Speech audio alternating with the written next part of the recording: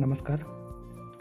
आजच्या या व्हिडिओमध्ये आपण 17 डिसेंबर 2023मध्ये जी ग्रुप सीची परीक्षा झालेली होती त्याच्यामध्ये इंग्लिशमध्ये जे काही प्रश्न विचारलेले होते ते आज आपण बघणार आहोत. नुकताच आता आयोगाने जे ॲन्सर की दिलेले आहे त्या ॲन्सर कीमध्ये मला 2-3 क्वेश्चन असे दिसून आले की ते कदाचित ते कॅन्सल होऊ शकतात. ते मी तुम्हाला या व्हिडिओच्या माध्यमातून सांगणार आहे ते कुठले क्वेश्चन आहेत. Okay, let's start. तर याच्यामध्ये आपण जो पहिला क्वेश्चन आहे 51 नंबरचा क्वेश्चन पेपर आहे ए मधला. तर त्याचा जो क्वेश्चन आहे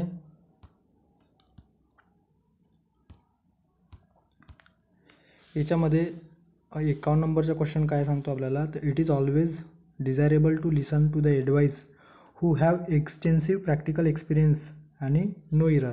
म्हणजे आपल्याला इरर फाइंड आउट करायचं आहे याच्यामध्ये. आणि तुमच्या लक्षात आलं असेल की याच्यामध्ये जर इरर फाइंड आउट करायचं झालं तर आपल्याला लक्षात येते की इथं जो हू हॅव आहे या ठिकाणी चुकीचा वाटतो. कारण हू हॅव हा जे आपण रिलेटिव्ह प्रोनाऊनचा वापर करतो तेव्हा रिलेटिव्ह प्रोनाऊनला जोडणारा जो कंजक्शन असतो हू, तो कसा असतो किंवा कोणत्या याच्यामध्ये असतो, तर हू हा फक्त आपण एखाद्या व्यक्तीसाठी वापरला जाऊ शकतो, तर वस्तूसाठी नाही. वस्तूसाठी विच किंवा वाट वापरला जाऊ शकतो. आणि इथं अनकाउंटेबल नाऊन आहे आणि अनकाउंटेबल नाऊन हा वस्तू नाही, त्याच्यामुळे आपण या ठिकाणी हा चुकीचा वाटतो. आणि अनकाउंटेबल नाऊन जो असतो ॲडवाइस हा अनकाउंटेबल नाऊन आहे, त्याच्यासाठी आपण हॅव देखील वापरत नाही. त्याच्यासाठी आपण विच हॅजचा वापर करतो. ओके, म्हणजे हॅज सिंग्युलर शब्दाचा वापर, वर्बचा वापर केला जातो. त्याच्यामुळे या ठिकाणी जो आपला योग्य पर्याय असणार आहे तो पर्याय क्रमांक 3 सी असणार आहे. ओके, नेक्स्ट क्वेश्चन पाहू. आता या ठिकाणी जो 52 नंबरचा क्वेश्चन आहे याच्यामध्ये neither nor, either or, not only, but also, no sooner than याचा वापर केलेला आहे. तर आपण आधी क्वेश्चन वाचू. Select the grammatically correct answer, correct sentence. आपल्याला करेक्ट सेंटेन्स ओळखायचं आहे. ओके, तर याच्यामध्ये करेक्ट आपल्याला शोधायचं आहे. फर्स्ट स्टेटमेंट काय सांगतो, तर neither did men nor women go out at night. ठीक आहे. दुसरा स्टेटमेंट काय सांगतो, not only the kitten was wet but cold also. त्याच्यामध्ये नॉट ओनली आणि बट ऑल्सोचा जो सिक्वेन्स आहे तो चुकीचा आहे. याच्यामध्ये 2 वस्तू लक्षात आल्या पाहिजे आपल्याला, नॉट ओनली बट ऑल्सो किंवा नो सूनर दॅन किंवा नेदर नॉर. याच्यामध्ये 2 गोष्टी महत्त्वाच्या असतात. कोणत्या ऑब्जेक्टबद्दल बोलत आहे त्यात असे 2 ऑब्जेक्ट. तर जर पहिला जो स्टेटमेंट विचारात घेतला तर या ठिकाणी मॅन अँड वुमेनबद्दल बोलला जातो आहे. ओके, मेन अँड वुमेनबद्दल बोलला जातो आहे. पण मला वाटतं आयोगाने याचा ॲन्सर जरी 1 दिलेला असला, बरोबर योग्य पर्याय, तरी मला जो इन्व्हर्जनचा जो रूल आहे ज्याच्यामध्ये असं दिलेलं आहे की जेव्हा आपण एखादा स्टेटमेंट जो नेदर नॉरमध्ये वापरण्यात आलेला आहे जनरलमध्ये, तर त्याचं जेव्हा आपण इन्व्हर्जन करतो तेव्हा आधी आपण नेदर त्याच्यानंतर सपोर्टिंग वर्ब घेतो आणि जो सब्जेक्ट आहे तो घेतो. आणि त्याच्यानंतर जो नॉर नंतर देखील आपण आधीच सपोर्टिंग वर्ब घेतो. त्याच्यानंतर जो नॉरच्या नंतर येणारा जो सब्जेक्ट आहे तो घेतो. त्याच्यामध्ये नॉरच्या नंतर जो सपोर्टिंग वर्ब आहे तो या ठिकाणी घेतलेला नाही आहे. कारण हे दोन्ही निगेटिव्ह स्टेटमेंट, नेदर नॉर हे दोन्ही निगेटिव्ह आहेत, त्याच्यामुळे हा मला चुकीचा वाटतो या ठिकाणी. ओके, तर आयोगाने जरी हा आन्सर दिलेला असला आहे तरी मला वैयक्तिकरित्या वाटतो की हा चुकीचा असू शकतो. ओके, तर याच्यावर ऑब्जेक्शन घ्यायचं असेल तर तुम्ही घेऊ शकता. जो दुसरा आहे not only the kitten was wet but also cold. तर याच्यामध्ये 2 गोष्टी कोणत्या आहेत, तर येथे या ठिकाणी आहे वेट अँड कोल्ड. तर या दोन्हींच्या आधी नॉट ओनली यायला पाहिजे.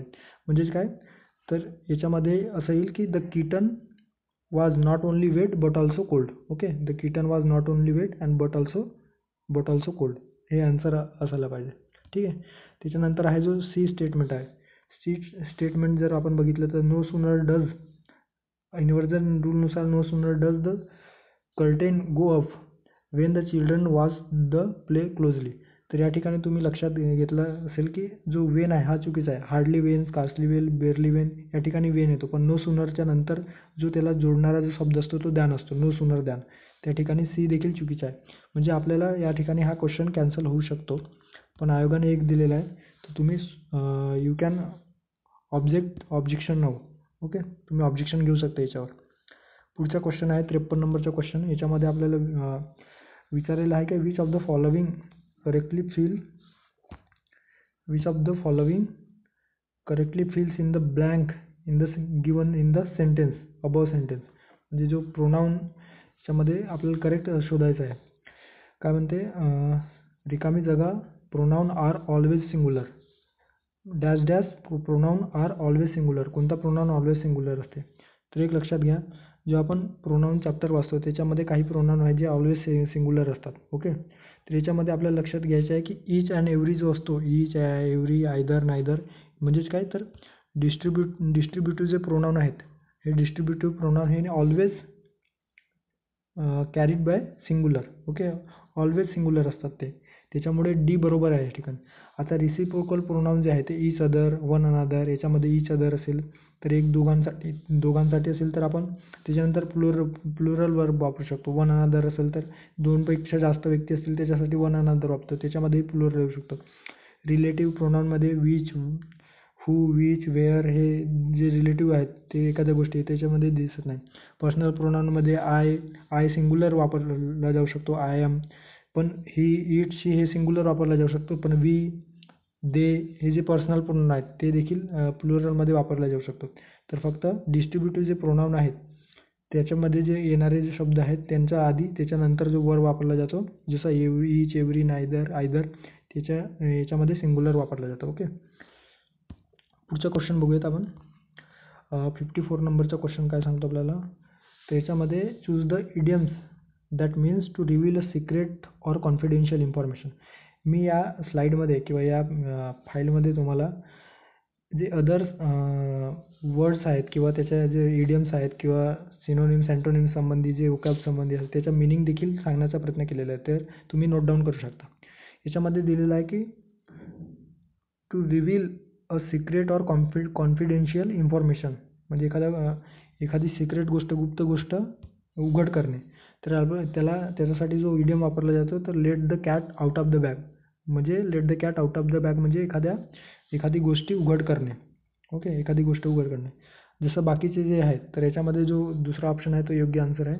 आणि जे बाकीचे जे आहेत त्याच्यामध्ये आपल्याला दिसून येते की break the ice. Break the आईसमध्ये टू स्टार्ट कन्व्हर्सेशन, जेव्हा 2 व्यक्ती 3 व्यक्ती बसलेले असतात आणि अशा वेळेस एकदम शांततेत असतो तशा वेळेस एखाद्याला जो पुढाकार घेऊन जेव्हा एखादी गोष्टीला सुरुवात करतो त्यावेळेस आपण त्याला म्हणतो की ही ब्रेक द आईस, ही ब्रेक द आईस. ओके, त्याच्यानंतर bite the bullet. Bite the bullet याचा अर्थ होतो फेसिंग द डिफिकल्टीज. ओके, हे लक्षात घ्या, बाईट द बुलेट याचा अर्थ होतो फेसिंग द डिफिकल्टीज. त्याच्यानंतर जो आहे hit the nail on the head. Hit the nail on the head याचा अर्थ काय आहे तर डू एक्झॅक्टली राईट थिंग. म्हणजे आपल्याला जे गोष्ट करायची आहे ते आपल्या डोक्यामध्ये आल्याच्या नंतर यस असं आपण जे हे करतो एक्सप्रेशन असतो तर hit the nail on the head अशा प्रकारे आपण त्याला इडियम्समध्ये एक्सप्रेस करू शकतो. तर त्याचा अर्थ जो होतो तो to the exactly right thing. Okay, पुढचा क्वेश्चन बघूयात आपण. 55 नंबरचा क्वेश्चन काय सांगतो तर याच्यामध्ये चूज द करेक्ट सेंटेन्स. आपल्याला करेक्ट सेंटेन्स शोधायचं आहे. आता जो करेक्ट सेंटेन्स आहे त्याच्यामध्ये 3 स्टेटमेंट दिलेलं आहे. हे स्टेटमेंट काय सांगतो, try and come tomorrow. Try and come tomorrow. खरं तर हा सेंटेन्स जो आहे तो इम्परेटिव्ह सेंटेन्स आहे आणि एखाद्याला उद्देशून बोललेला आहे. आणि एखाद्याला जेव्हा उद्देशून बोलला जातो ॲज इट इज, तेव्हा अशा वेळेस आपण काय करतो तर अशा वेळेस आपण डबल इन्व्हर्टेड कामामध्ये तो सेंटेन्स किंवा तो वाक्य असायला पाहिजे. कारण इथे उल्लेख नाही केलेला आहे की कुठल्या व्यक्तीला बोललेला आहे किंवा कुठला.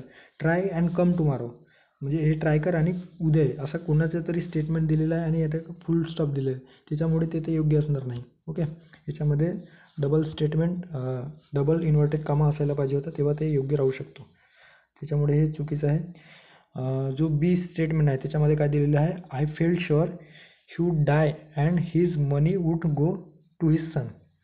आता या ठिकाणी आय फेल्ट शुअर, तर आय फेल्ट नंतर एखादा जेव्हा आपण वर्बबद्दल एखादे विशेषण वापरतो किंवा वर्बबद्दल जेव्हा एक्स्ट्राची माहिती सांगतो तेव्हा ती ॲडवर्ब असते. ओके, तर या ठिकाणी फेल्ट काय आहे तर वर्ब आहे, मेन वर्ब आहे. त्याच्याविषयी आपण जेव्हा बोललं जातो तेव्हा शुअरली पाहिजे, त्याच्यामुळे या ठिकाणी शुअरली यायला पाहिजे, शुअर नाही.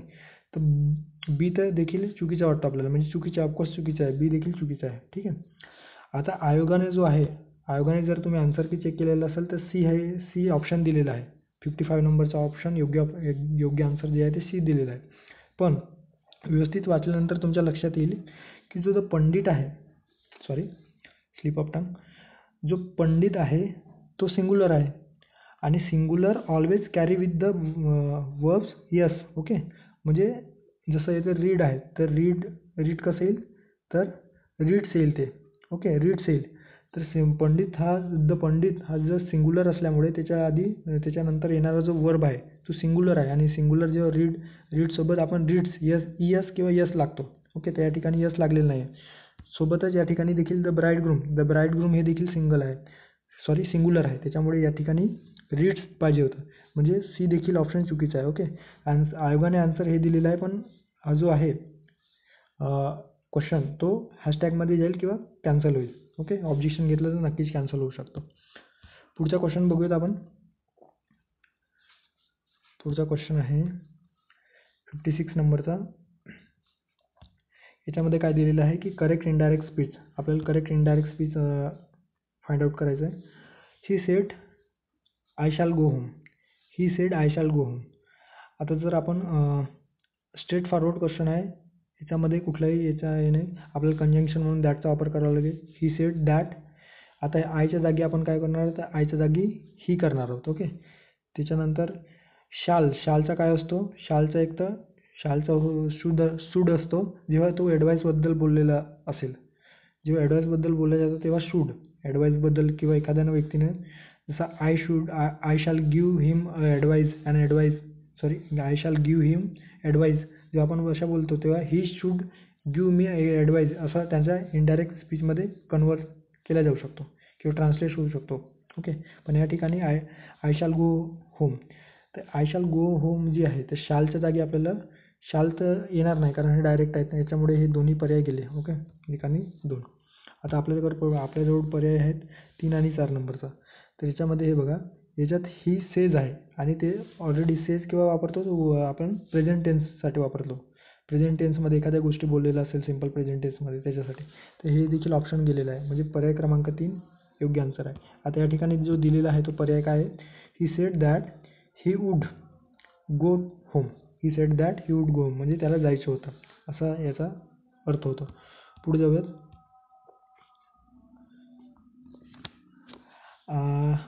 57 number question. Had he not sent on time the poor farmer dash dash his son.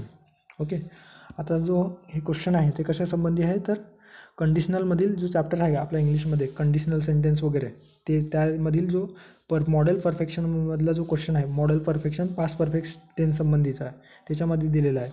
हॅडने सुरुवात झालेला हॅडने म्हणजे पास्ट परफेक्ट टेन्समधला तो कंडिशन आहे आणि आपल्याला माहीत आहे की पास्ट परफेक्ट टेन्स जेव्हा कंडिशन मध्ये वापरला जातो तेव्हा वूड हॅव, शूड हॅव, कुड हॅव ना त्याच्यामध्ये पुढच्या सेंटेन्समध्ये म्हणजे जो कंडिशनलचा जो हे दिलेला आहे तो याच्यामध्ये आपल्याला वापर करतो. ओके, वूड हॅव, कुड हॅव, शूड हॅव. त्या ठिकाणी वूड लॉस्ट चुकीचं आहे, वूड हॅव पाहिजे आपल्याला.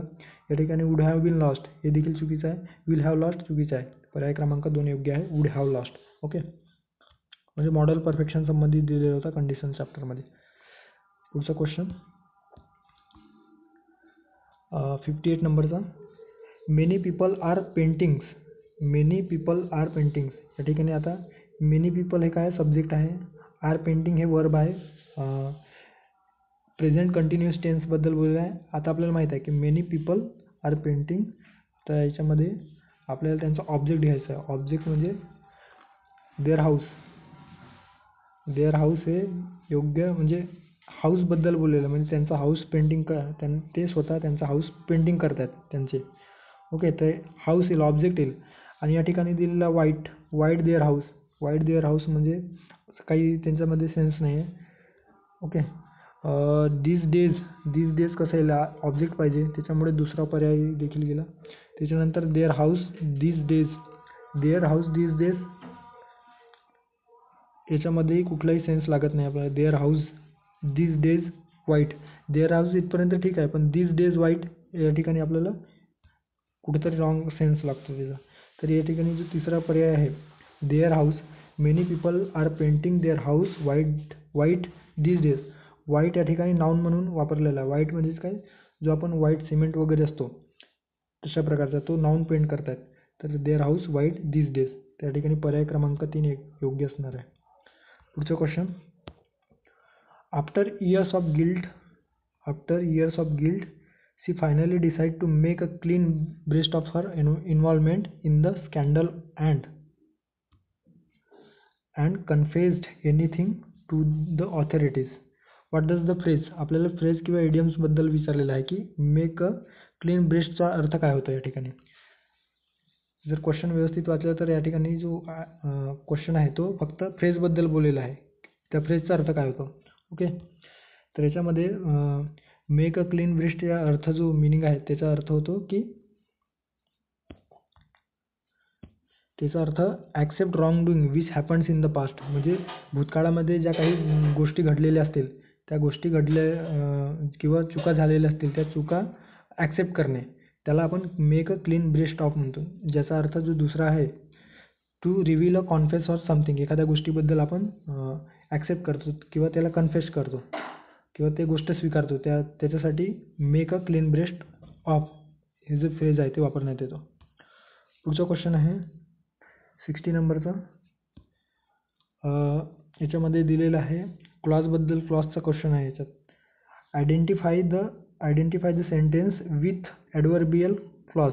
क्लॉजबद्दल दिलेलं आहे, ॲडवर्बियल क्लॉजबद्दल की कुठला सेंटेन्स हा ॲडवर्बियल क्लॉजमधला आहे. ओके,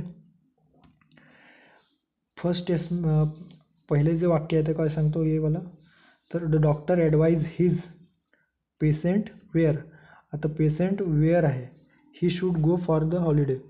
वेअर, हू, व्हेन आणि त्याच्या आधी जर नाऊन किंवा प्रोनाऊन जर वापरण्यात येत असेल तो ॲडजेक्टिव्ह क्लॉज असतो. ॲडजेक्टिव्ह क्लॉज का, तर त्या एखाद्या नाऊनबद्दल किंवा प्रोनाऊनबद्दल माहिती देत असतो. त्याच्यामुळे जो ॲडजेक्टिव्ह क्लॉज आहे या ठिकाणी तो पहिला स्टेटमेंट हे ॲडजेक्टिव्ह क्लॉज आहे. ओके, दुसरा स्टेटमेंट काय सांगतो, द जज wandered who had committed the crime. The जज wandered who had committed the crime. परत द जज वंडर्ड. आता वंडर्ड हा जो आहे तो एक प्रकारे एक्सप्रेशन आहे. वंडर्ड, द जज wandered who had committed the crime. Who had committed the crime कोणाबद्दल माहिती विचारत आहे, ज्याने क्राईम केलं आहे अशाबद्दल. म्हणजे ज्याने म्हणजे या ठिकाणी वंडर्ड जो आहे त्या ठिकाणी वर्ब आहे, मेन वर्ब म्हणून तो विचारण्यात आलेला आहे. Who had committed the crime. तर या ठिकाणी जो ॲडजेक्टिव्ह क्लॉज आहे हे देखील हू विच जे आहे तो आणि त्याच्या आधी जो विशेष एखाद्या व्यक्तीबद्दल बोललं जात असो, त्या व्यक्तीबद्दल बोललं जातं तर ते कुठला क्लॉज असतो, तर ॲडजेक्टिव्ह क्लॉज असतो, हे लक्षात ठेवा. त्याच्यानंतर आहे it is pity that you couldn't come. Okay, it is pity that you couldn't come. तर या ठिकाणी दॅट या कंजंक्शनने ते वाक्य जोडलेलं आहे. ओके, तर दॅट या कंजंक्शनने वाक्य जोडल्याच्या आधी पीटी हा जो वर्ड वापरला आहे तो पीटी हे नाऊन आहे आणि पीटीचा अर्थ काय होतो, तर पीटीचा अर्थ होतो अनकाउंटेबल नाऊन आहे पीटी आणि याचा अर्थ होतो feeling of sympathy. Okay, feeling of sympathy हे पीटीचा अर्थ होतो.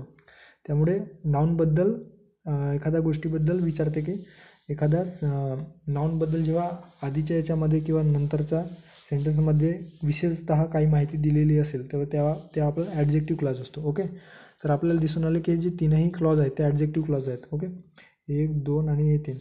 आणि जो ऑल्दो, दो हे जे आहेत म्हणजे वर्बनुसार वर्बवर डिपेंड असते. Although airplane sometime crash, accident are rare. जर एरोप्लेन समटाईम क्रॅश, ऑल्दो जरी एरोप्लेन समटाईम क्रॅश, जरी विमान हे कधी किंवा कधी क्रॅश होतात, पण ॲक्सिडेंट हे खूप रेअर आहे असं बोललं जातं. म्हणजे हे त्या काळानुसार किंवा जे क्लॉज आहे ॲडवर्बियल क्लॉज त्याच्याबद्दल बोललेलं आहे. ओके, तर या ठिकाणी जो डी ऑप्शन आहे तो डी ऑप्शन योग्य आहे. पुढचा क्वेश्चन आहे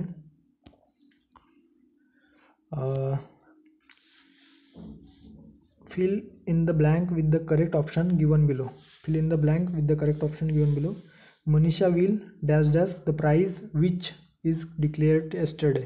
ओके, मनीषा विल ॲक्सेप्ट. या ठिकाणी आपल्याला ॲक्सेप्ट कुठला ॲक्सेप्ट बरोबर असणार आहे, तर एक्सेप्ट म्हणजे सोडून, एखादी गोष्ट सोडून करणे, तर एक्सेप्ट. तर याचा अर्थ तर इथं होऊ शकत नाही. ॲक्सेप्ट हे दुसरा पर्याय योग्य आहे. ॲक्सेप्ट म्हणजे स्वीकारणे. ॲक्सेप्ट चुकीचा आहे, अर्थ जुळत नाही. एक्सेप्ट अर्थही नाही, स्पेलिंग दोन्हीमध्ये मिस्टेक आहेत. ओके, तर जो पर्याय क्रमांक दुसरा आहे ॲक्सेप्ट ते बरोबर आहे. पुढचा क्वेश्चन आहे find the correct option of the question tag. They will fail. Will फेलचं ऑलवेज लक्षात ठेवा.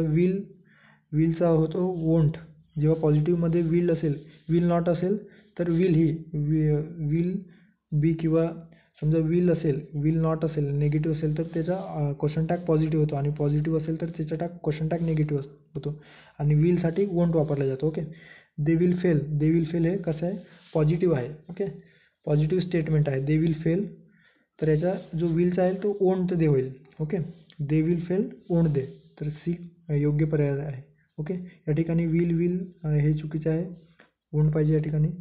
दे will fail would they, would देचा काही संबंध नाही.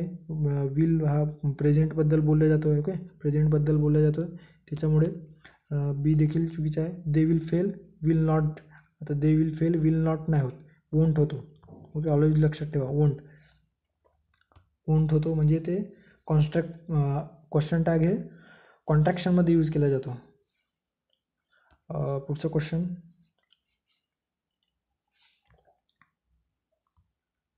63 नंबरचा क्वेश्चन आहे.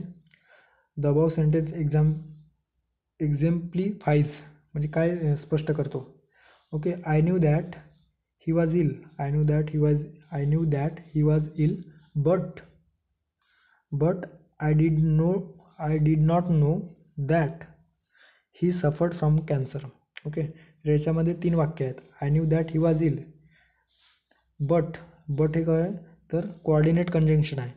I did not know that हे काय सबऑर्डिनेट कंजंक्शन आहे, म्हणजे या ठिकाणी कंपाऊंड कॉम्प्लेक्स सेंटेन्स आपल्याला दिसून येतो. ओके, पर्याय क्रमांक 2 योग्य बी असणं योग्य असणार आहे. ओके, फॅक्च्युअल आहे. फॅक्च्युअल म्हणण्यापेक्षा हे कॉन्सेप्च्युअल जर क्लिअरिटी असेल तर लगेच तुमच्या लक्षात येऊन जाईल. पुढचा क्वेश्चन आहे करेक्ट सेंटेन्स आपल्याला ओळखायचं आहे. ए स्टेटमेंट काय सांगतो तर can you tell me why you are interested in administrative career. आता जेव्हा आपल्याला क्वेश्चन टॅग करतो आपण, क्वेश्चन फ्रेम करतो, त्यावेळेस आपण जो आहे एखादा क्वेश्चन बनवत असताना जो सपोर्टिंग वर्ब आहे, क्वेश्चन फ्रेमिंग जे वर्ड्स आहेत, जसं WH जे वर्ड्स आहेत त्याच्यानंतर आपण क्वेश्चन टॅग घेतो सुरुवातीला. पण जर मधात असेल तर त्यावेळेस आपण त्यांचं डबल क्वेश्चन टॅग करता येत नाही आहेत आपल्याला. ठीक आहे, तर याच्यामध्ये can you tell me why you are. आता या ठिकाणी व्हाय यू आर हे interested in an administrative career हे योग्य स्टेटमेंट आहे. जर या ठिकाणी व्हाय आर यू असता ते चुकीचं असतं, कारण एका वेळेस 2 क्वेश्चन फ्रेम एकाच वाक्यामध्ये करता येत नाही. त्याच्यामुळे जो याच्यात ए आहे ते बरोबर आहे. पुढचा क्वेश्चन आहे can you tell me why you are late, हे देखील बरोबर आहे. आणि याच्यामध्ये सी बघा, सीमध्ये काय दिलेलं आहे तर do you think does your, याच्यामध्ये सपोर्टिंग वर आधी घेतलेलं आहे. कशा आधी तर सब्जेक्टच्या आधी. जेव्हा की एखाद्या क्वेश्चनमध्ये एका सेंटेन्समध्ये एकदाच सुरुवातीलाच आपण सपोर्टिंग वर आधी घेतो सब्जेक्टच्या नंतर. ओके, तर सुरुवातीला जेव्हा क्वेश्चन फ्रेम करतो तर सुरुवातीलाच त्या सेंटेन्समध्ये सपोर्टिंग वर आधी घेतो. तर या ठिकाणी 2दा सपोर्टिंग वर आधी घेतलेला आहे. Do you think does your name, तर does your name indicative personality चुकीचं आहे. आपल्याला डज युअर नको पाहिजे याच्यात. तर योग्य करेक्ट आन्सर काय राहिला असता तर do you think your name does indicate your personality असं पाहिजे होतं. Do you think your name does indicate your personality, या ठिकाणी ते बरोबर असलं असतं. आपल्याला करेक्ट ओळखायचं आहे, तर ए आणि बी करेक्ट आहे. पुढचं क्वेश्चन आहे 65. याच्यामध्ये काय दिलेलं आहे तर करेक्ट पेअर ऑफ आर्टिकलबद्दल करेक्ट पेअर दिलेलं आहे, आणि ते सेंटेन्स दिलेलं आहे. Dash death of prime minister is being grieved by many people in the UK. Okay, death of prime minister, कुठला प्राईम मिनिस्टर. प्राईम मिनिस्टरसाठी आपण जर द प्राईम मिनिस्टर दिलेलं आहे तर कुठला प्राईम मिनिस्टर, तर त्याच्या आधी डेटच्या आधी आपल्याला द लावावं लागेल. का द लावावं लागेल तर ते एखादा पर्टिक्युलर विशिष्ट प्राईम मिनिस्टरबद्दल बोललं जातं, त्याच्यामुळे सुरुवातीला द येईल. ओके, आणि त्याच्यानंतर is being grieved by many people in the dash UK. तर UK एखाद्या पर्टिक्युलर देशाच्या पंतप्रधानाबद्दल बोलतोय तर त्या देशाच्या नावासमोर देखील द वापरला येईल. ओके, त्याच्यामुळे जो पर्याय आहे या ठिकाणी दुसरा पर्याय योग्य आहे. The death of prime minister is being grieved by many people in the UK. ठीक आहे. पुढचा जो 66 नंबरचा क्वेश्चन आहे इडियमबद्दल बोललेला आहे. The president was dash and lived behind his tenor. तर याच्यामध्ये जो पर्याय आहेत hale and hearty, quit a catch, talking by dozen, head over heels. त्याच्यामध्ये हेल अँड हार्टी म्हणजेच काय होतं तर strong and healthy and strong. Okay, healthy and strong याचा अर्थ होतो. तर याच्यामध्ये जो पर्याय योग्य आहे तो एक आहे की the president was Hale and hearty म्हणजे काय हेल्दी आणि स्ट्रॉंग आहे आणि तो आपल्या लिव्ड त्याचा कार्यकाळ संपल्यानंतर तो जगेल म्हणजे त्याच्या क्षमतेविषयी बोललं जातो आहे. आणि जो चौथा पर्याय आहे ते हेड्स ओव्हर हिल्स म्हणजेच काय एखाद्याला डोक्यावर बसवणे किंवा डोक्यावर ठेवणे म्हणतो नाही का, very much in love with someone. एखाद्याला डोक्यावर घेणे म्हणजे काय त्याच्याशी खूप त्याला आपल्या डोक्यावर चढवणे तर हेड्स ओव्हर हिल अशा प्रकारचा जो चौथा जो आहे तो. बाकी taking by dozen, quit a catch हे काही तितकंसं इम्पॉर्टंट आहे. टॉकिंग बाय द डझन्स म्हणजे वर गप्पा हाणणे अनेक लोकांकडून हे स्ट्रेट फॉरवर्ड क्वेश्चन आहे. पुढचा क्वेश्चन बघूयात आपण. 67 नंबरचा क्वेश्चन आहे correct meaning of the underline word given sentence below. The staff members are convergent with the issue. आपल्याला करेक्ट मिनिंग शोधायचे आहे कन्वर्जन. आता जर आपण वाक्य व्यवस्थित जर वाचल्यास आपल्या लक्षात येईल की द स्टाफ मेंबर्स म्हणजे जे स्टाफ मेंबर्स आहेत are convergent with the issue. Trustee आहे का, अनफ्रेंडली आहे का, अननोन आहे का. तर याच्यामध्ये अनफ्रेंडली, अननोन हे जे आहे ते सिमिलर वाटतं. एका वेळेस दोन वर्ड या ठिकाणी यूज म्हणजे आयोग देऊ नाही शकत. तर कन्वर्जनचा अर्थ होतो फॅमिलियर म्हणजे त्या परिचित आहेत त्या इशूशी. जे स्टाफ आहेत त्या स्टाफ मेंबर जे आहेत ते त्या समस्येशी परिचित आहे, फॅमिलियर आहे. तर कन्वर्जनचा अर्थ या ठिकाणी परिचित असा होतो किंवा फॅमिलियर होतो. ओके, पुढचा क्वेश्चन आहे 68 नंबरचा. परत इडियमचा क्वेश्चन आहे. याच्यामध्ये दिलेलं आहे की my father burned his finger by interfering in his neighbours affair. Okay, burn his finger by interfering his neighbours affair. तर बर्न्ड किंवा बर्न हिज फिंगर म्हणजे काय होतं तर बर्न वन्स फिंगर याचा अर्थ होतो got one self in to trouble. त्याचा अर्थ हिज फिंगर आहे तर या ठिकाणी got himself in to trouble म्हणजे एखाद्या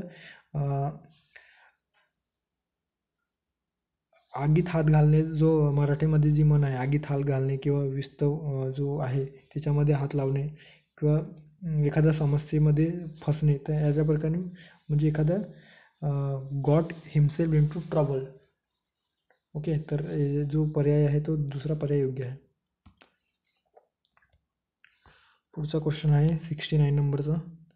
याच्यामध्ये काय आहे तर closest to the opposite meaning. Which is the closest to the opposite meaning of the underline word in the given sentence. The leader was pragmatic. आता प्रॅग्मॅटिक हा सोपा आहे वर्ड, तुम्हाला माहिती असेल. प्रॅग्मॅटिक म्हणजे होतो एकदम प्रत्यक्षवादी म्हणजे जे वास्तविक आहे, जे तथ्य आहे ते स्वीकारणारा किंवा ते मानणारा. Okay, the leader was pragmatic in his approach to the people's problem. जे शक्य आहे, जे गोष्ट होऊ शकतं त्या गोष्टीबद्दल. तर याचा अपोजिट जे अशक्य आहे, फक्त वरवरचे आहेत की जे होऊ शकत नाही. जसं या ठिकाणी इंडिफिनिट, वेग, ऑप्टिमिस्टिक आणि आयडियलिस्टिक. आयडियलिस्टिक म्हणजे जे फक्त वरवर आपल्याला वाटतो की होऊ शकतो, हे पण अशक्य गोष्टी म्हणजे करण्यास खूप त्याच्यासाठी हे करावं लागतं आयडियलिस्टिक. तर आयडियलिस्टिक या ठिकाणी योग्य पर्याय असणार आहे. ओके, नेक्स्ट आहे 70 नंबरचं क्वेश्चन. करेक्ट सेंटेन्स आपल्याला ओळखायचं आहे. I met Renu after I had finish my work. Okay, I met Renu after I had finish my work. या ठिकाणी जो पहिला स्टेटमेंटमधील जो पहिलं वाक्य आहे ते आय मेट रेनू, मी रेनूला भेटलो. पास्ट टेन्समधील आहे, सिम्पल पास्ट टेन्स बरोबर आहे. I had finish my work. दुसरा जो वाक्य आहे तो पास्ट परफेक्ट टेन्समध्ये आहे म्हणजे हे दोन्ही बरोबर आहेत. एक वाक्य सिम्पल पास्टमध्ये असतो आणि दुसरा वाक्य पास्ट परफेक्टमध्ये असतो. दुसरा आहे when I first seeing him. Seeing हा स्टेटिव्ह वर्ब आहे. ओके, स्टेटिव्ह जे स्टेटिव्ह वर्ब असतात ते कधी आपल्यासोबत ING फॉर्म घेऊन येत नाही किंवा त्यांचं जिरण होत नाही, हे लक्षात ठेवा. Stative verb not in continuous form. ठीक आहे, कंटिन्युअस फॉर्ममध्ये नसतात ते. तर आय सॉ, फर्स्ट सॉ, वेन आय फर्स्ट सॉ हिम आय थॉट, आणि पास्टबद्दल बोललं जातो आहे दुसऱ्या सेंटेन्समध्ये. आय थॉट हे पास्ट टेन्सबद्दल आहे, तर या ठिकाणी सॉ असायला पाहिजे होता. ओके, त्याच्यामुळे बी जो सेंटेन्स आहे तो चुकीचा आहे. He join after he had his dinner.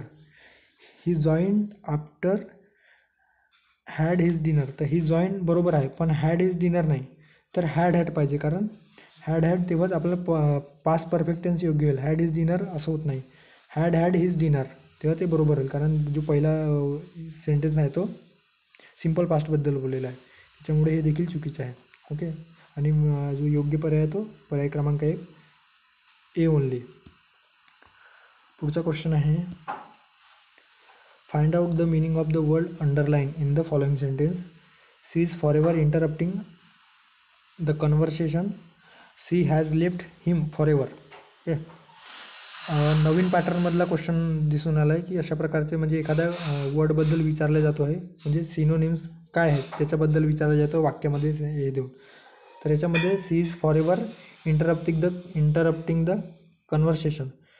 आता जर तुम्ही पर्यायाकडे गेला तर previously, currently, officially, previously, endlessly, permanently, endlessly.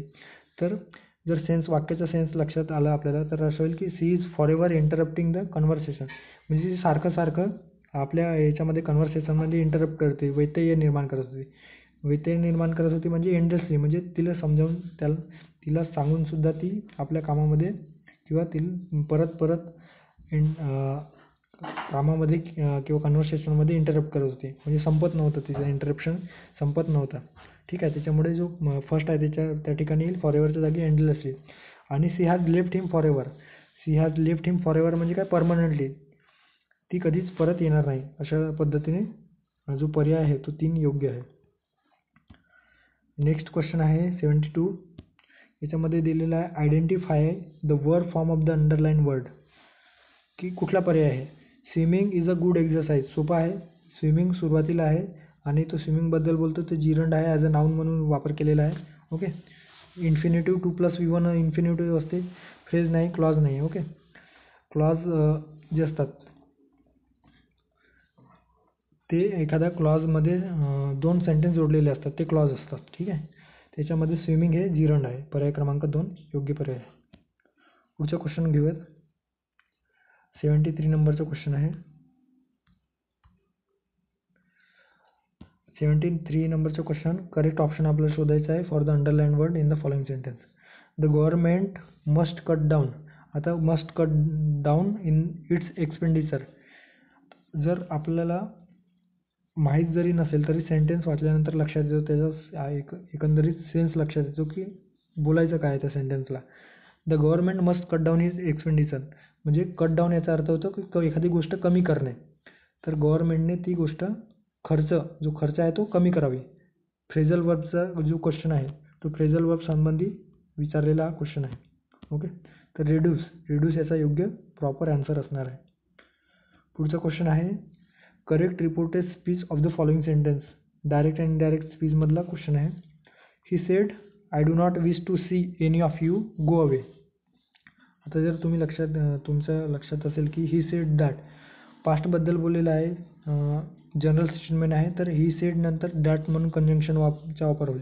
Told केव्हा वापरतो, जेव्हा एखादा व्यक्ती, जेव्हा दोन व्यक्ती असतात आणि एकाने दुसऱ्याला बोललेलं असेल तेव्हा दुसऱ्याबद्दल जेव्हा उल्लेख करताना टोल्ड वापरतो.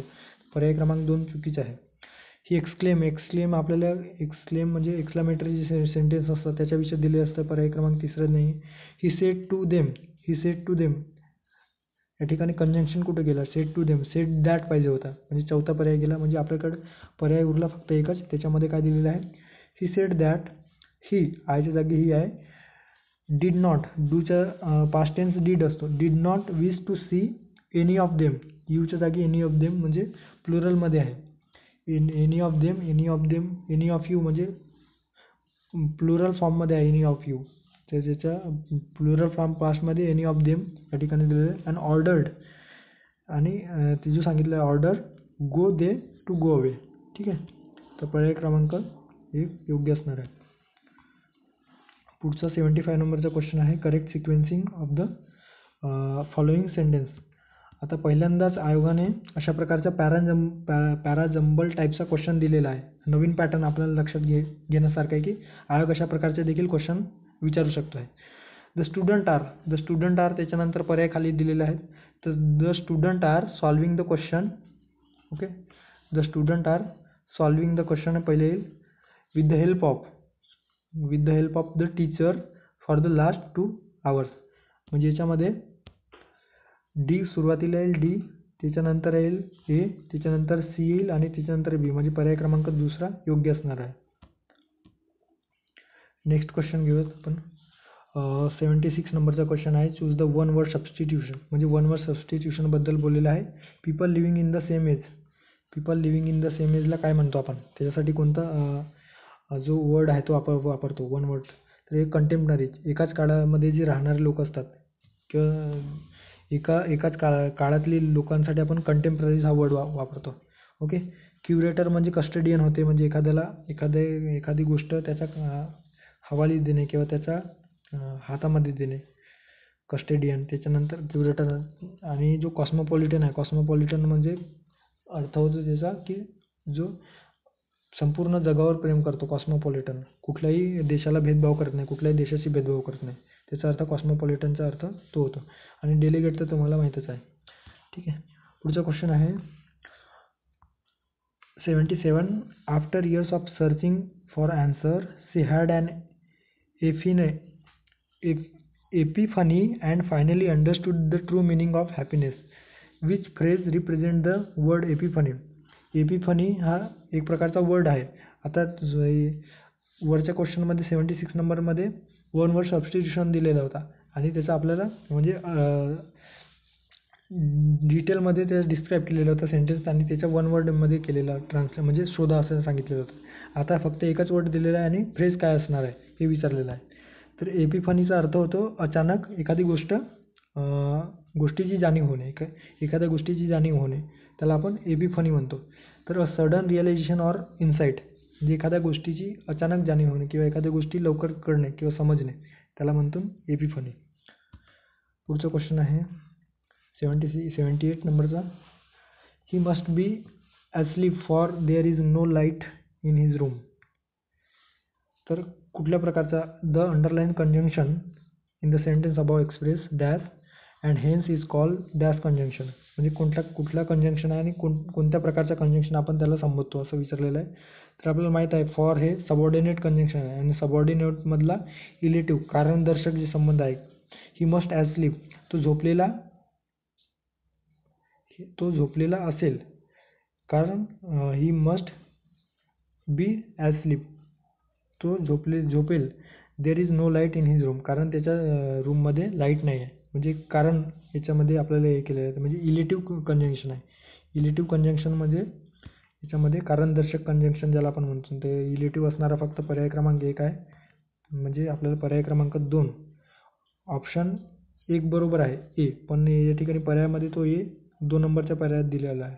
ठीक आहे, त्याच्यामुळे ए ओनली बरोबर आहे आणि तो पर्याय क्रमांक 2 योग्य आन्सर असणार आहे. पुढचा क्वेश्चन आहे 79 नंबरचा क्वेश्चन. हे जे क्वेश्चन आहे त्याच्यामध्ये मॉडल ॲक्झिलरी वर्ब विषयी दिलेला आहे. मॉडल ॲक्झिलरी वर्ब विषयीचं वर्ब टॉपिकमधला क्वेश्चन आहे. Everybody that speak the truth. Correct alternative विचारलेला आहे म्हणजे रिकाम्या जागेमध्ये किंवा जो डॅश आहे त्या ठिकाणी कोणता वर्ड आहे. तर शूड आहे, वूड आहे, विल आहे आणि मे आहे.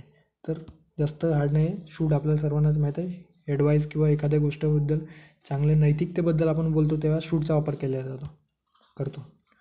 पुढचा क्वेश्चन आहे 80 नंबरचा क्वेश्चन आहे. करेक्ट मिनिंग आपल्याला शोधायचं आहे.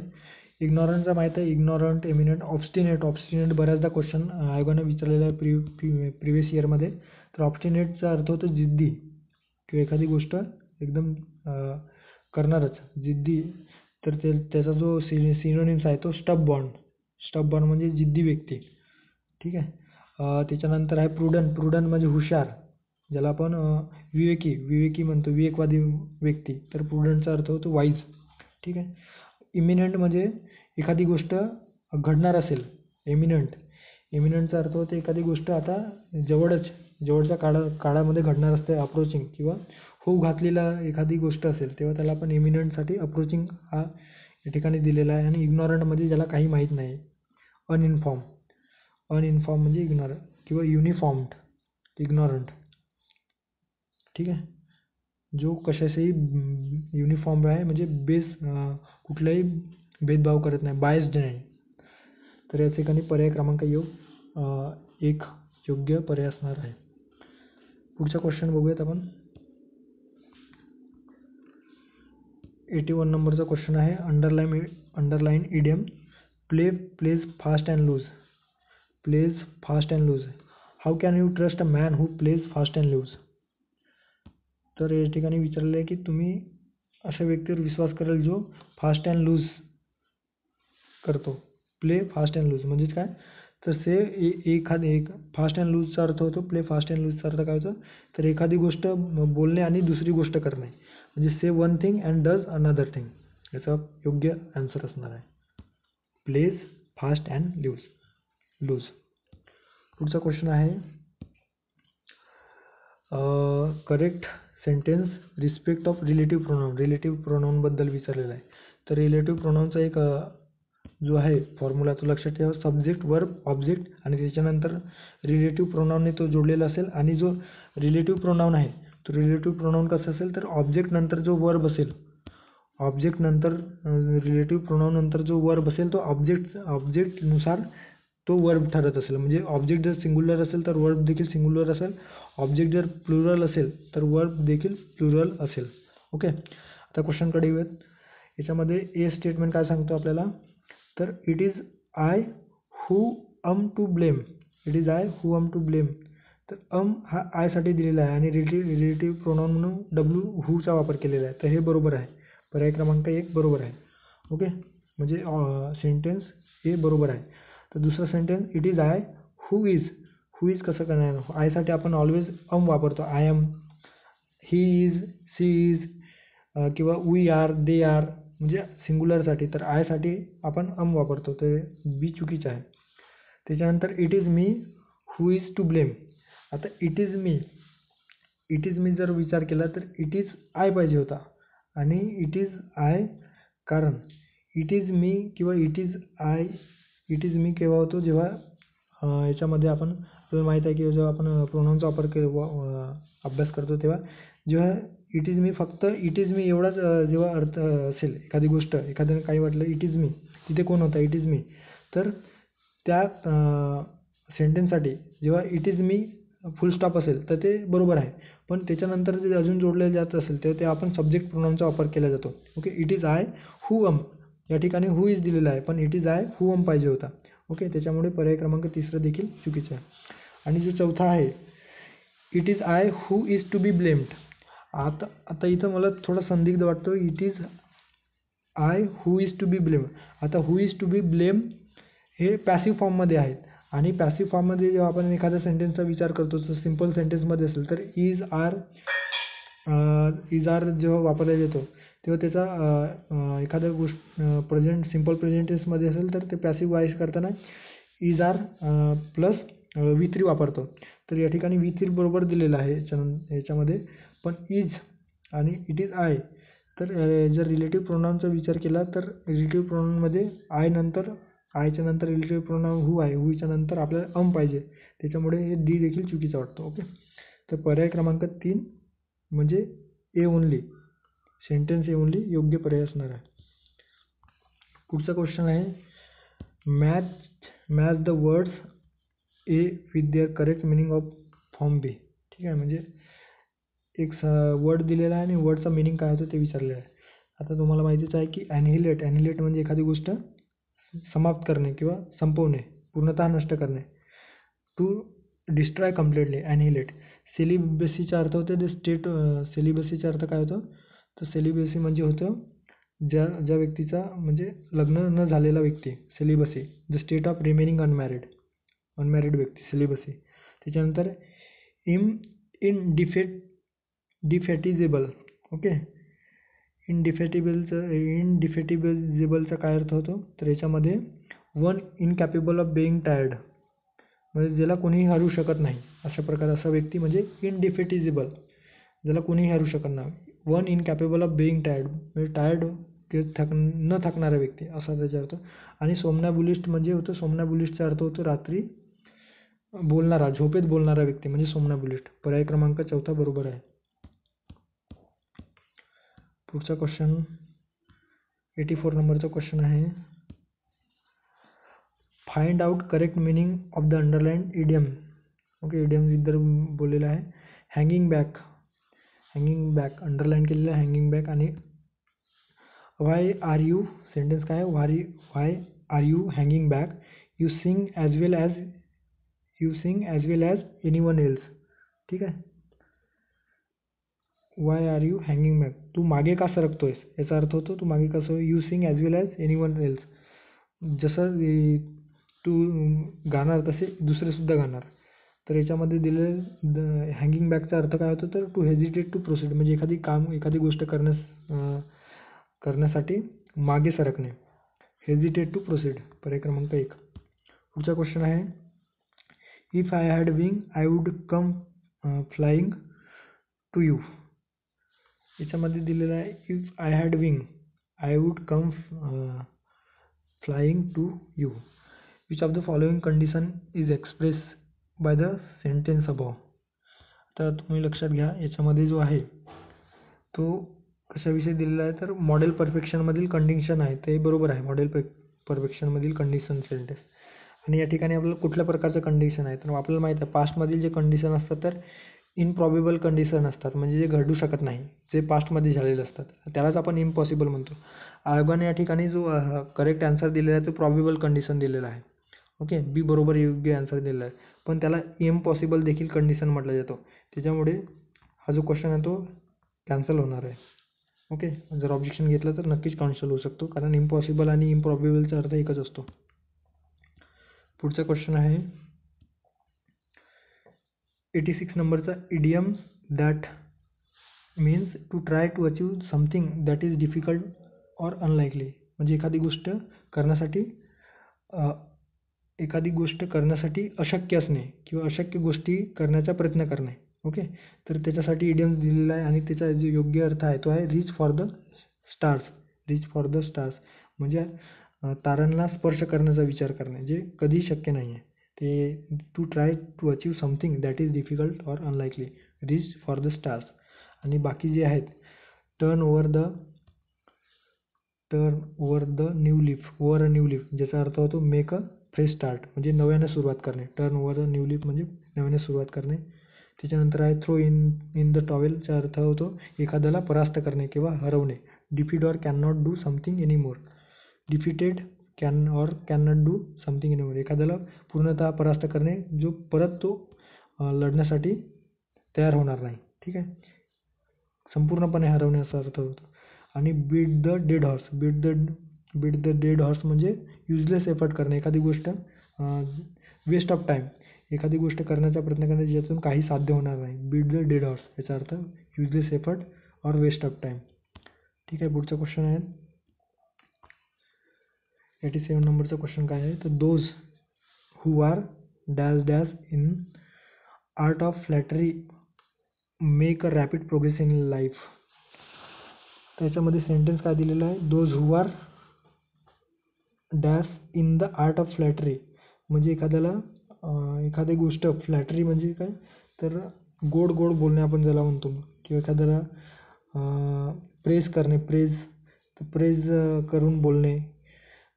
तर त्याच्यासाठी जो वर्ड दिलेला आहे तो विचारलेला आहे की कशा प्रकारे, त्याला आपण काय म्हणतो, तर अडॉप्ट म्हणजे होतं अक्वायर ऑर बिहेवियर, एखादी गोष्ट हॅबिट स्वीकारणे. आणि अडेप्टचा अर्थ होतो स्किल, एक टॅलेंट. तर या ठिकाणी जो पर्याय दुसरा आहे adept. Those who are adept in the art of flattery म्हणजे कसं बोलायचं एखाद्याविषयी, ते जर ती कला एखाद्याने विकसित केली किंवा अवगतली, तर तो आपल्या आयुष्यामध्ये खूप प्रगती करेल, रॅपिड प्रोग्रेस करेल आपल्या आयुष्यामध्ये. आणि अडॅप्टचा अर्थ होतो अक्सेप्ट समथिंग टू चेंज, एखादी गोष्ट बदल घडवण्यासाठी ते स्वीकार करणे. ओके, आणि अबाउटचं आपल्याला माहीतच आहे च्या विषयी. पुढचा क्वेश्चन आहे find out correct meaning of underline idiom. Idiom इथे दिलेला आहे you unless a poet is in his element he can not write good poetry. Unless a poet is in his element he can not write good poetry. जोपर्यंत तो स्वतःच्या आता पर्यायाकडे जाऊयात आपण. In his एलिमेंटचा अर्थ काय असू शकतो, तर in his home, in his job, in the right mood. आता आपण जर विचार केला तर जो पर्याय आहे इन द राईट मूड, जोपर्यंत तो आपल्या मूडमध्ये असणार नाही, चांगल्या मूडमध्ये असणार नाही, तोपर्यंत त्याला एखादी कविता सुचणार नाही. ओके, किंवा एखादी कविता लिहू शकणार नाही, अशा प्रकारचा आहे. तर पर्याय क्रमांक 4 या ठिकाणी आहे. तर इन हिज एलिमेंटचा अर्थ होतो इन द राईट मूड. पुढचा क्वेश्चन आहे मॅच द फॉलोइंग. प्रोनाऊन विषय दिलेले आहे. डेमॉन्स्ट्रेटिव्ह प्रोनाऊन कोणते आहेत, एम्पॅथिक प्रोनाऊन, इंट्रोगेटिव्ह प्रोनाऊन आणि इनडिफिनिट प्रोनाऊन. तर आपल्याला माहितीच आहे डेमॉन्स्ट्रेटिव्ह प्रोनाऊन म्हणजे दिस दॅट किंवा दोज हे डेमॉन्स्ट्रेटिव्ह प्रोनाऊन आहेत. एम्पॅथिकमध्ये एखाद्या गोष्टीविषयी वाढून सांगणे किंवा स्वतःला जास्त महत्त्व देणे, माय सेल्फ, हर सेल्फ याच्याविषयी. इंट्रोगेटिव्हमध्ये विच, वाट, जे आपण इंट्रोगेटिव्ह जे वर्ड आहे त्याच्यातून स्टार्ट करतो. इनडिफिनिट प्रोनाऊन म्हणजे जे डिफिनिट नसतात, एनीवन, एव्हरीबडी, सम, नन, हे जे आहे इनडिफिनिट. पर्याय क्रमांक दुसरा योग्य असणार आहे. Okay, next question. पुढचा क्वेश्चन बघूयात आपण. 90 नंबरचा क्वेश्चन.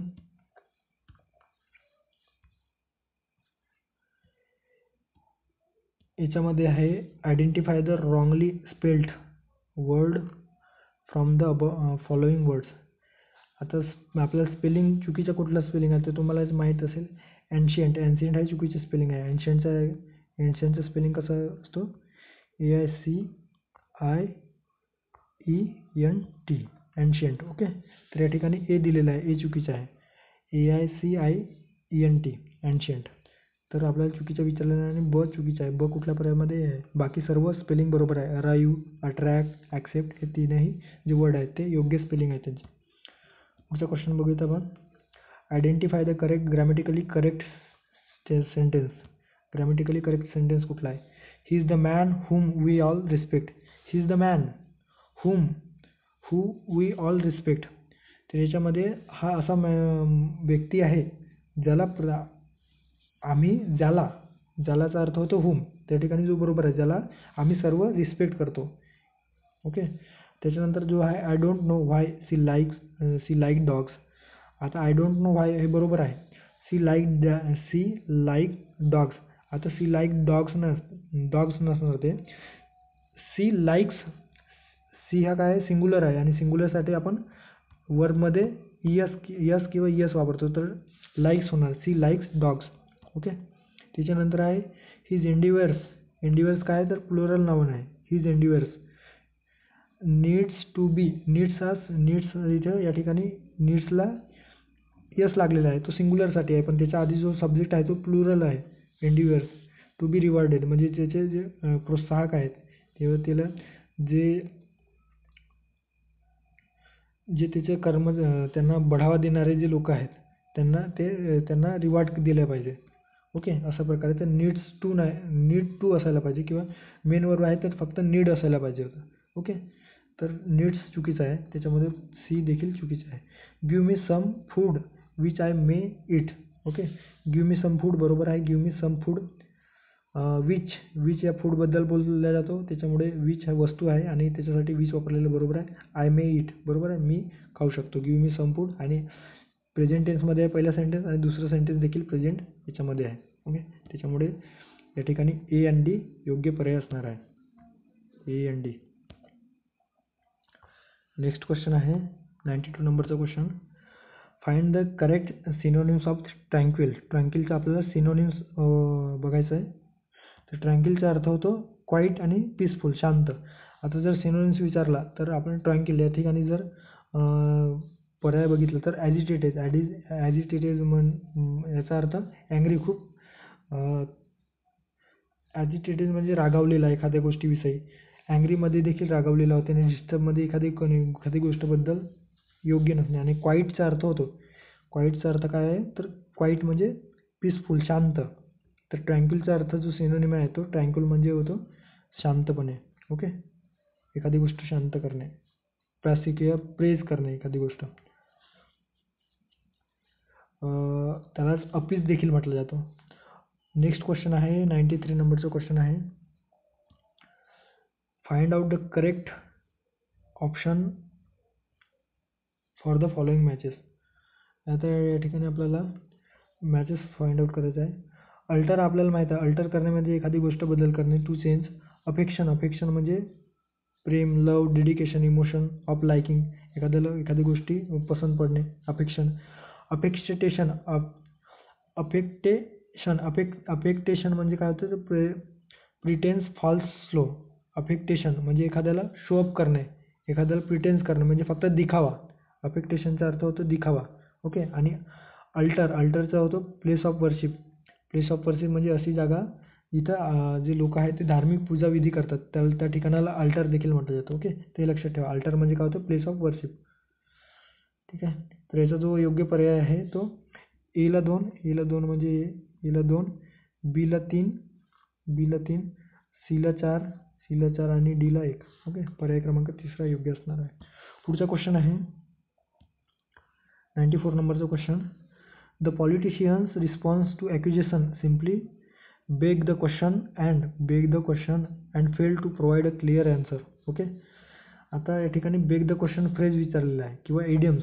बेग द क्वेश्चनचा अर्थ काय होतो तर बेग द क्वेश्चनचा अर्थ होतो एखादी गोष्टीविषयी म्हणजे इलॉजिकल गोष्ट आहे आणि ते इलॉजिकल गोष्ट आहे to the beg the question. एखादा जो पॉलिटिशियन आहे त्याला एखादा प्रश्न विचारल्याच्या नंतर तो तोडमोड स्वरूपाचा आन्सर देत असेल त्यालाच म्हणतो टू बेग द क्वेश्चन, म्हणजे त्या प्रश्नाकडे तो दुर्लक्ष करतो. तर याचा अर्थ होतो to make a logical fallacy by assuming the conclusion is premises. Okay, याचा अर्थ हा असा होतो, to make a logical fallacy by assuming the conclusion is in premises. पुढचा क्वेश्चन बघूयात आपण 94 नंबरचा क्वेश्चन, 95 नंबरचा क्वेश्चन. त्या ठिकाणी करेक्ट सेंटेन्स आपल्याला ओळखायचा आहे आणि जो करेक्ट आहे ते याच्यामध्ये आयोगाने जो आहे चुकीचा आन्सर दिलेला आहे, बी दिलेला आहे. तर बी का चुकीचा आहे सांगतो आणि हे जे देखील जो प्रश्न आहे तो देखील कॅन्सल होऊ शकते जर ऑब्जेक्शन घेतलं तर. ठीक आहे. तर याच्यामध्ये दिलेलं आहे फर्स्ट स्टेटमेंट काय दिलेलं आहे तर her work is superior than to her brother. Superior, inferior याच्यानंतर आपल्याला माहीत आहे की ते कंपॅरेटिव्ह जेव्हा दोन व्यक्तींबद्दल बोलला जातो किंवा वस्तूंबद्दल, सुपेरियर असेल इन्फेरियर असेल तर अशा वेळेस आपण डॅनचा वापर नाही करत तर टूचा वापर केला जातो. Okay, to, he is superior to his younger brother किंवा she is superior to her sister, अशा प्रकारे तर टूचा वापर केला जातो. त्याच्यामुळे हे स्टेटमेंट चुकीचं आहे. त्याच्यानंतर आहे this photograph is better off the two. आता आयोगाने या ठिकाणी जो आन्सर दिलेला आहे तो, एक मिनटं, this photograph is better off two. Better off two म्हणजे दोनपैकी एक बेटर आहे असं बरोबर आहे ते. पण या ठिकाणी जो द दिलेला आहे आणि द आपल्याला माहिती आहे, द आपण सुपरलेटिव्ह डिग्री जेव्हा डिग्रीचा विचार करतो द कशासाठी वापरला जातो तर सुपरलेटिव्ह डिग्रीमध्ये वापरला जातो द. तर हा द जो या ठिकाणी दिलेला आहे this photograph is better off two असा द्यायला पाहिजे होता, तेव्हा ते करेक्ट असलं असतं. पण द नंतर बेस्ट सुपरलेटिव्ह डिग्री, त्याच्यामुळे चुकीचं आहे. आणि आयोगाने जो ऑप्शन दिलेला आहे ऑप्शन 1 नंबर म्हणजे पर्याय बी ऑप्शन बरोबर असं दिलं आहे. This little girl is better than clever. आता this little girl is better than clever, better than बरोबर आहे आणि गर्लविषयी बोलते, पण क्लेवर दॅन क्लेवर कोणत्या याच्यामध्ये क्लेवर दिलेलं आहे पण मिसिंग ऑब्जेक्ट आहे. ओके, ऑब्जेक्ट मिसिंग आहे याच्यामध्ये दॅन क्लेवर म्हणजे कोणती व्यक्ती बेटर आहे पण क्लेवर याच्यामध्ये दोन कंपॅरेटिव्ह दिलेलं आहे तर पण आणि ऑब्जेक्ट मिसिंग आहे, त्याच्यामुळे सी देखील चुकीचं आहे. तर तीनही स्टेटमेंट चुकीचा वाटतो आणि हे कॅन्सल होईल. ठीक आहे, जर ऑब्जेक्शन घेतलं तर नक्कीच कॅन्सल होईल हे क्वेश्चन. अशा प्रकारे आपण बघितलं की 3-4 क्वेश्चन आहेत जे कॅन्सल होऊ शकतो. ओके, माझ्या माहितीप्रमाणे किंवा मी जे ॲझ्युम करत आहो की हे चुकीचे आहेत ते कॅन्सल होऊ शकतं. आता जे आहेत पॅसेजमधलं, ते पॅसेजमधलं आपण डायरेक्ट बघूयात ॲन्सर कुठला आहे.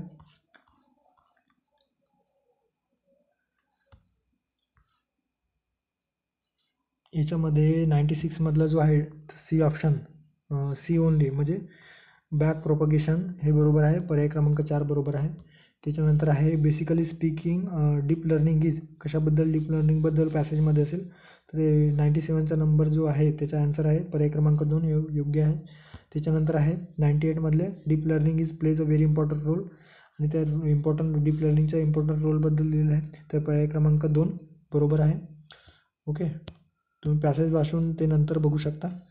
त्याच्यानंतर आहे 99 नंबरचा question, one important feature of deep learning is that, तर ते आहे बी. बी म्हणजे deep learning is the model not requiring label data to learn from. तर या ठिकाणी पर्याय क्रमांक 3 आहे. आणि 100वा जो क्वेश्चन आहे, 100वा question, deep learning is a part of, कशाचा पार्ट आहे असं विचारलेलं आहे आणि त्याचा आहे सी, मशीन लर्निंगचा पार्ट आहे. ओके, तर पर्याय क्रमांक 1 असणार आहे 100वा क्वेश्चनचा. अशा प्रकारे एकंदरीत आपण 100 क्वेश्चन म्हणजे 50 ते 100 जे इंग्लिशच्या सेक्शनमधलं आहे ते क्वेश्चन डिस्कस केलं. आता आपण बघूयात की जे क्वेश्चन कॅन्सल होऊ शकतात ते कुठले आहेत.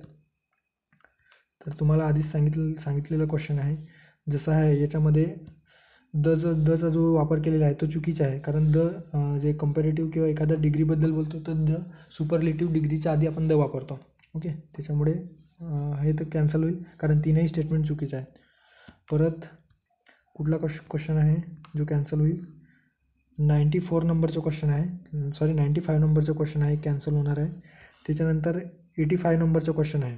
ओके, कारण याच्यामध्ये कंडिशनल विचारलेलं आहे आणि इम्पॉसिबल आणि इम्प्रॉबेबल हे दोन्ही कंडिशन सेम अर्थाने वापरलं आहे. आणि या ठिकाणी ए ऑप्शन देखील दिलेला आहे आणि बी ऑप्शन देखील दिलेला आहे. तर बी आयोगाने दिलेलं आहे पण हे कॅन्सल होईल जर ऑब्जेक्शन घेतलं तर.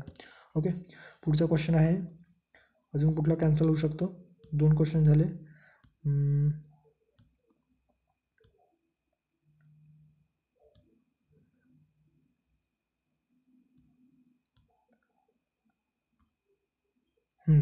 55 नंबरचा क्वेश्चन, 55 नंबरचा क्वेश्चन देखील आपल्याला या ठिकाणी जो आयोगाने आन्सर सी दिलेला आहे सी, पण पंडित रीड्स पाहिजे कारण पंडित हा सिंग्युलर आहे. सिंग्युलर नंतर आपण सिंग्युलर जर सब्जेक्ट असेल तर सिंग्युलर वर्ब घेतो आणि रीडला आपण इयस किंवा यस लावतो तेव्हा ते सिंग्युलर वर्ब होईल. ओके, त्याच्यामुळे सी तर चुकीचं आहे. सी चुकीचं आहे तर हेही पर्याय गेले, हाही गेलं. आणि बी हा ॲडवर्ब ऑफ शुअरचा ॲडवर्ब या ठिकाणी द्यायला पाहिजे. तर sure, I felt surely he would die and his money would go to his son, तर शुअरली पाहिजे होतं, त्याच्यामुळे हा एक कॅन्सल होऊ शकतो. ओके, 55 नंबरचा क्वेश्चन. आणि जो 52 नंबरचा क्वेश्चन आहे याच्यामध्ये neither did men or nor women, तर neither did men nor did women असं पाहिजे होतं. ओके, तर म्हणजे दोन्ही निगेटिव्हमध्ये आहे आणि इन्व्हर्जनचा इन्व्हर्जनच्या नियमानुसार दोन्ही सब्जेक्टच्या आधी सपोर्टिंग वर्ड वापरला जातो नेदर नॉटच्या नंतर. ओके, त्याच्यामुळे या तर चुकीचं आहे. नॉट ओनली हे आपण बघितलं हे चुकीचं आहे. आणि नो सुनर दॅनचा वापर होतो, वेनचा वापर होत नाही, त्याच्यामुळे हे चुकीचं आहे. म्हणजे हा क्वेश्चन कॅन्सल होईल. म्हणजे जवळपास 4 क्वेश्चन कॅन्सल होऊ शकतो. ओके, तर अशा प्रकारे आपण जे इंग्लिश सेक्शनमधील जे आहेत ते कुठले क्वेश्चन कॅन्सल होऊ शकतो किंवा ऑब्जेक्शन घ्यायसाठी तर तुम्ही नक्कीच कमेंट बॉक्समध्ये सांगा अजून काही त्याच्यामध्ये इम्प्रूव्ह करता येईल तर. ओके, किंवा कशाप्रकारे ऑब्जेक्शन घ्यायचं किंवा कुठलं रेफरन्स पाठवायचं ते आपण त्याच्याविषयी बोलू. ठीक आहे, भेटूया पुढच्या व्हिडिओमध्ये. थँक्यू.